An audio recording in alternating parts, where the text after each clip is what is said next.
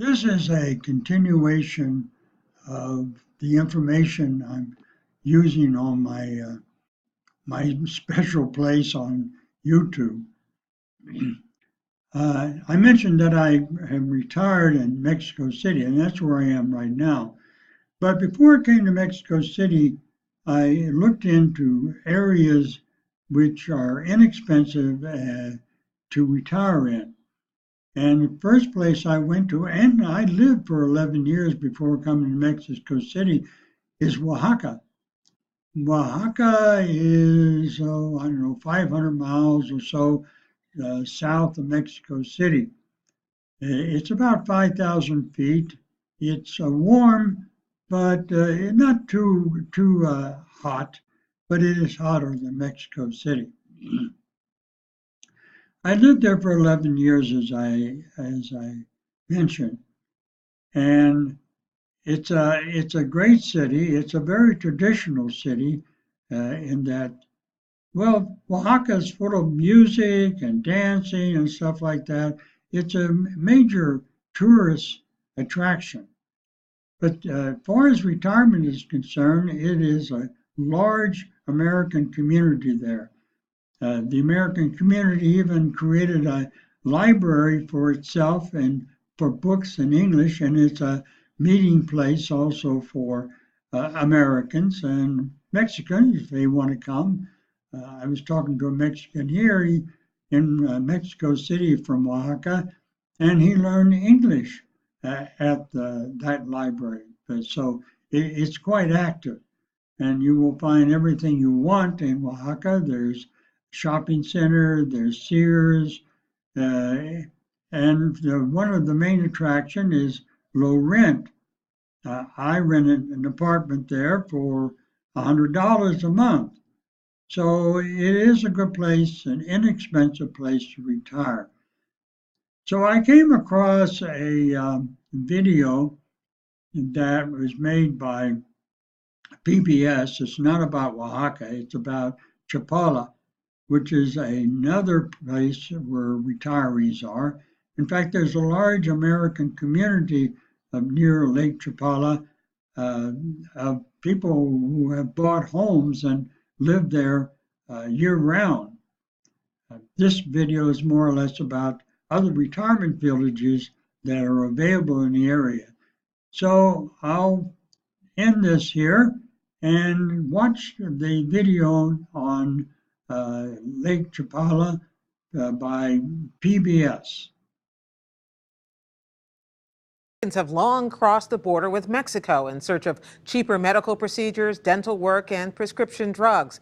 Now a new trend is afoot, finding a place to live out retirement years. Special correspondent Kathleen McCleary has the story, part of our occasional series about long-term care. Somewhere in Mexico, there's a field of dreams. David Truly, known as the Barefoot Professor, plays in a local band near Lake Chapala in central Mexico. He wrote his PhD dissertation on the migration of retirees to this area. Kind of a range between maybe 8,000 to about 15, 16,000 full-timers. And then, but in the winter, it can blow up in just this community to maybe 30,000. Mexico's largest lake is surrounded by emerald green mountains. The village of Ajijic draws artists and writers. Cobblestone streets are dotted with galleries and restaurants serving international cuisines. No Spanish, no problem. With Hawaii's latitude and Denver's altitude, the temperate climate has attracted retirees for decades. Mexicans have traditionally taken elderly relatives into their own homes, so the demand for assisted living and nursing care wasn't high until foreigners, many of them Americans, flocked here. Now they are getting older and they need more care. People are not just aging here, but for the first time, they're staying here and they're not returning home, so they're aging and dying in place here. When 81-year-old John Simmons' doctor told him he shouldn't live alone, he came here to Abbeyfield, an independent senior living facility. His one-bedroom casita sits in a lush garden near a lap pool and a covered patio. I love the light. I love the cross ventilation. I like the kitchen tucked away. And so it gives me room for an office And of course, the views out the windows with all the wonderful plants. The landscaping here, I think, is fantastic. The average cost for independent living in the United States is about $2,500 a month. Here, The rent, including all utilities, connections for internet, television, all of those things, plus 3 meals a day, just a little over $1,000 a month.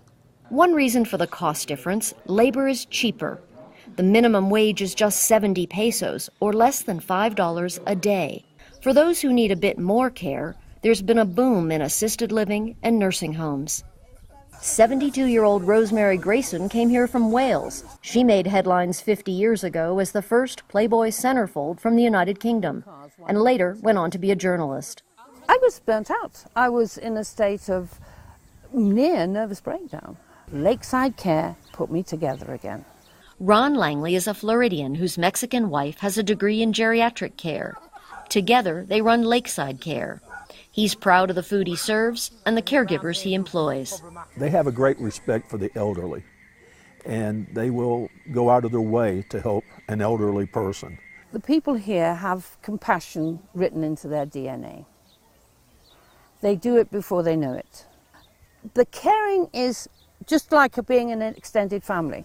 Assisted care like this in the United States averages about $3,800 a month, and nursing homes can cost upwards of $7,000.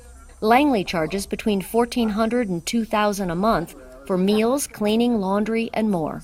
The only other thing the patient or a resident here would pay for would be their medicines and their doctor. And that raises a potential concern. Does the area have top-notch health care? A new hospital just opened on the lake. Though Medicare benefits don't apply in Mexico, doctor's visits and prescriptions are often less than copays back home. And Mexico's second largest city is just an hour away. We are very close to Guadalajara, which can really be considered kind of a medical hub of Latin America. It's some of the finest medical colleges. There's like 3 universities there. The Lake Chapala area is beginning to draw younger retirees, and some are bringing mom or dad along. 64-year-old Mark Woolley and his wife Ann bought a house here a year and a half ago.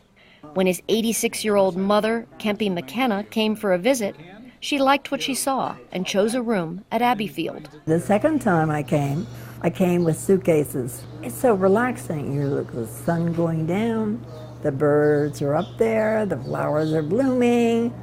It's just lovely. And we're just sitting and chatting.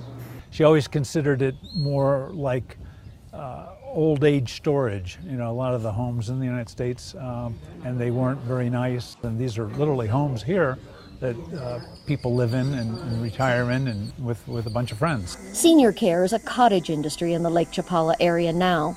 There's little oversight, no government regulation, no scheduled inspections. Many homes appear well run, but there's no guarantee, so it's buyer beware. Most places have just a handful of rooms, but that's about to change.